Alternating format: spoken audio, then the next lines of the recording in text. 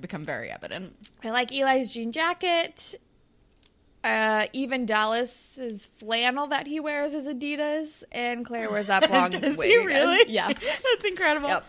That's all I have. Dallas as a human is sponsored by Adidas. Yeah, his child exclusively wears Adidas tracksuits, which I love. It's amazing. But yeah, they're in Paris and they're like, oh my god. Eli's like, Leo's the only guy who's ever loved me back who doesn't have a kid. I'm like, I'm pretty sure Dave loved you back, but it just still ended. And I'm pretty sure Johnny still loved you back. Johnny DeMarco loved her back. But it's just like those two things ended, and that's the difference. Also, you've known Leo for 4 days. Calm down. And you do not know him. You do not love him. And apparently, Dallas is still texting her. Yeah, apparently. And also, then, why is she assuming that Dallas loves her? I don't know. Allie is like, I love Allie, but Allie's a lunatic. She truly is. But then they get a text from Claire about Adam, and it's a bummer. But it turns out he's in a coma as of this episode. Oh, also Jenna is like, you should talk to Leo about doing long distance, which is never a good idea. Yeah, but they talk about it. But then we're at the hospital, and just poor Drew and poor Audra and poor the dad who actually makes an appearance here. And then... Oh, I forgot about the dad. And then... I don't know, they're at the hospital, and they're like, Adam needs surgery. It's scary. And Drew says, Adam's a fighter. And that's when I'm like, oh, I'm sad now.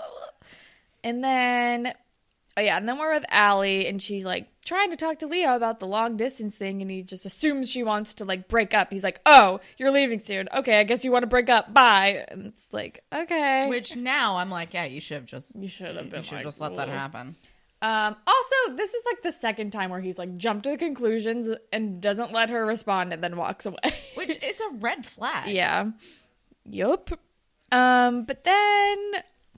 Oh, and then we find out that these undeserving children are going to a Michelin-starred restaurant for like their last hurrah in France. And I'm like, nobody here deserves this. Nobody here even knows how to speak French. No one, except for Miles. Except for Miles. And maybe Winston. I don't know. Yeah, but they're like in class, and I think Zoe's like making fun of Maya's fashion or something, which is kind of fair. And this is when Tristan is like, let's go on a shopping montage and we'll get something fancy to wear for the dinner. Yes. Also, Zoe does the Regina George and Mean Girls thing where immediately when she's done talking to Maya, just to like rub it in her face, she turns to Miles. I get confused with all these names. Yeah, I'm so they're all sorry. very similar. She turns to Miles and she's like, you look so hot like that. And he's like what? And she's like, I don't know. And it's like very clearly just to like annoy Maya. Yeah. But then we're at the hospital and we find out that Adam totaled the van. And because Claire is talking to Allie on the phone. Yeah. And Claire's like, here's my update, whatever. Just talk to me. I want to live vicariously through your Paris life. And then Allie's like, I talked to Leo and it went weird and blah, blah, blah. But I want to do long distance.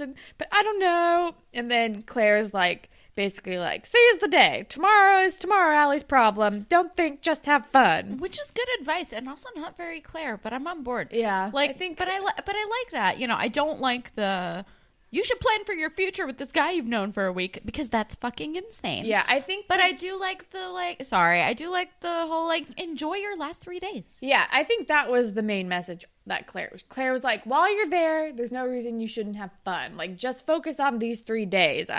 Claire still doesn't I don't think she still is like, you should plan for your future. She's very much focused on live in the now, because you never know what's going to happen tomorrow. Totally. But Allie takes that as figure out long distance. Yeah, because Allie's brain is broken. She's extra. Someone hurt her and it just didn't stick. I don't know. Yeah.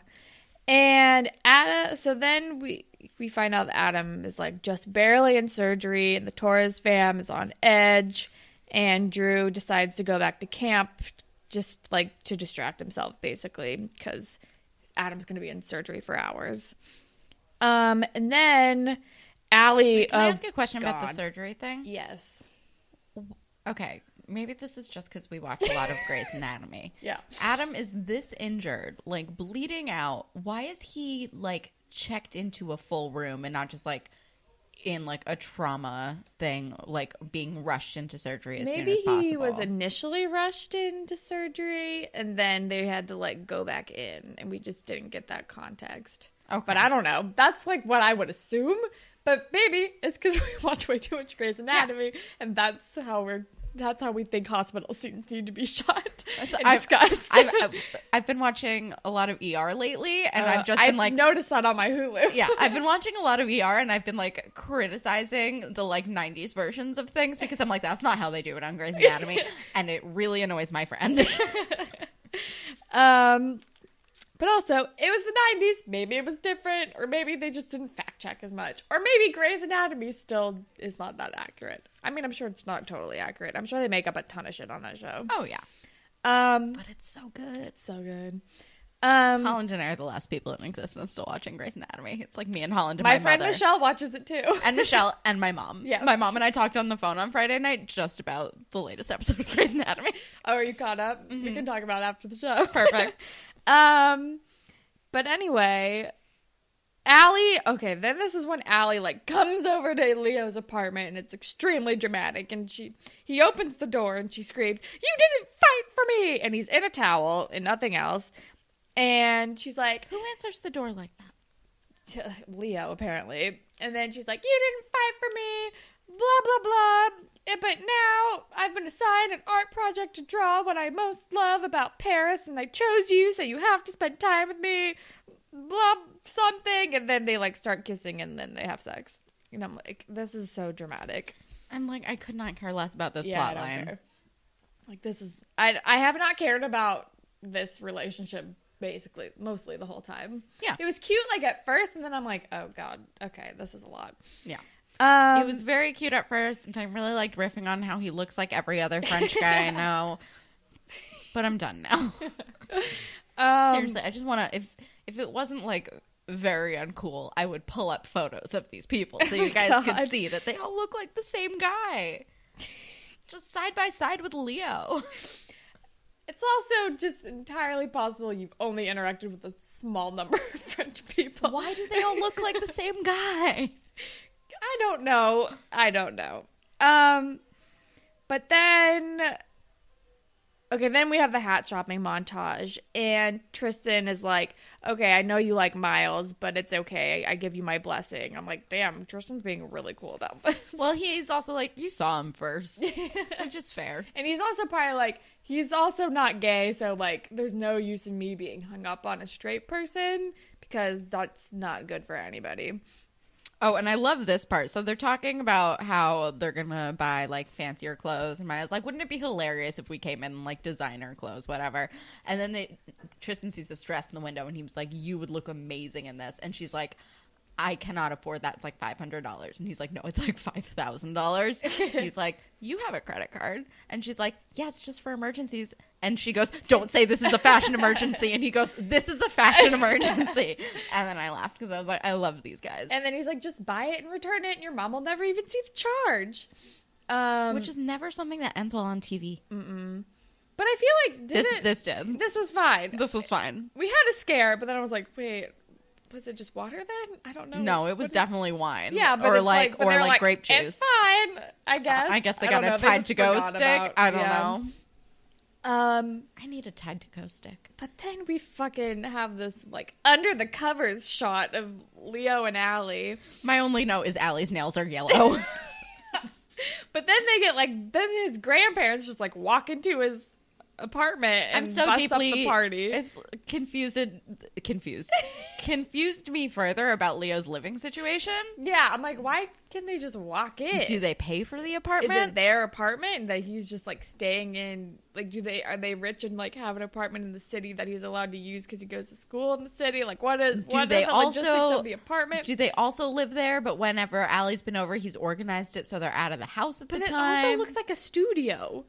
Or his bed is like right there. Have we just not seen the rest of the apartment and they made a little extra space for him? Bed just be there. Well, they might have their own like rooms in the back, and he just like has like a bed in the living room. Yeah, why not? I don't know. I've had people stay on my couch for like 3 months during it's like school. Full size bed.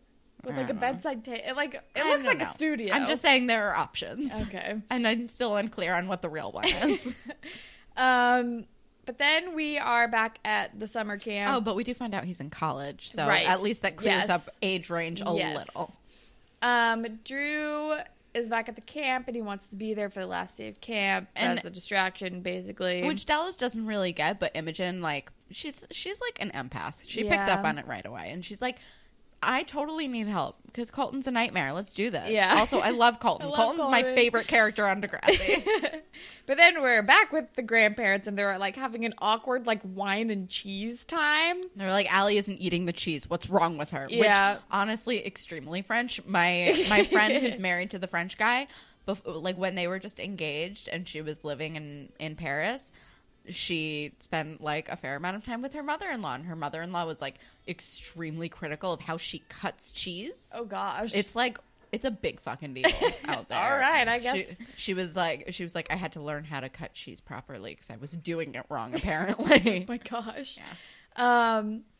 And then they ask like point blank, "Are you in love?" And then Allie is like, "Yes, I understand that word, amour. We are in love." Or she says like, "Yeah, we are in love." I'm like, "No, you're not. No, you're not. You've known each other for like a week." Her French is so bad that it hurts so my feelings. bad. And then her grandparents are like, "You remind me of us," and she's like, "What are they saying?" Because she doesn't speak French. She doesn't fucking speak French. And apparently his grandparents have like a beautiful like love story where they met like once, and they're from different countries, like, but it was during the war, and after the war was over, the grandpa like went back to find the grandma and like proposed or something. I don't know. It's very sweet. It's very sweet and much more romantic than whatever the fuck is happening with Allie and Leo. Seriously. And then Allie has to go, and Leo's like, "Wait, I'm transferring to Toronto U." And it's like, what? When did he have what? This whole thing is insane. Honestly, So dumb. if I met a guy in another country, I don't care how sure I am. If they were like, "I'm uprooting my life to go follow you," I'd be like, "That's psychotic. That's I have to change my insane. address. I have to move. I'm going to move to a different country just to get away from how crazy that is." God. Like, sorry, I'm just going to keep bringing up my friend who married the French guy because it's relevant. Like, even, like, them, when they met, there was, like, immediate spark. Like, he went back. He was going to, like, school in Canada. He went back to school. She did not stop talking about him. And I was like, this is crazy. Like, you don't even know each other. And she's like, I know. We're just, like, we're just going to be friends. And they were. They, like, wrote letters and Skyped for, like, years. They, like, after a year, they started visiting each other. But they were not even an official thing for like a year and a half. They like really took their time to get to know each other because they were like, we get it. Strangers. We're strangers. We met at an exciting time and we're figuring out how to speak each other's language. So we don't always understand each other. And we have to like figure out how like our feelings actually work because they're rational humans. Yeah. Allie's a lunatic and Leo is worse. And they're in high school. Well, Yeah. she is. And he's like a little bit older than that. They're children. But yeah, and he's like, "By the way, I'm transferring." And I'm like, what the fuck is happening? Insane. But then we're at the dinner and Maya is like super like being very careful about her dress. Which Zoe clearly picks up on because Maya's not subtle. Yeah, and then Miles is impressed. And then Miles is like, "Wow, you look great." And then She does. And then Zoe is like, "Oh, you think that?" And then she like spills shit on her on purpose. Because Zoe is a bitch. Yeah. She's And it's also very a word I'm not clearly going to say on the purpose. podcast anymore. But then we're back at the camp, and we see that Colton made a get well soon card for Adam and gives it to Drew, and it's very sweet. And But Drew was like not focused and like super freaking out. and then Dallas is like, "Let's go back to the hospital. I'll go back with you," which is very nice. Yeah. And then we are back at the dinner, and Jenna's wearing that, or Allie's wearing that sparkly dress, and and then she's like, "He's transferring to Toronto U," and Jenna's like, "What the fuck? That's really fast. What is going on?" Which, yeah, Jenna, 100%. Oh, and they got there, and the teacher was like, "I'm docking you 20% because you're late." Because, yes. And then Leo, like, goes over to her and, like, speaks to her in French and somehow talked her out of, like, getting in trouble. Which, what? I'm like, okay. He's like, "I just told her it was my fault." I'm like, that still doesn't, okay, whatever. Who cares? And then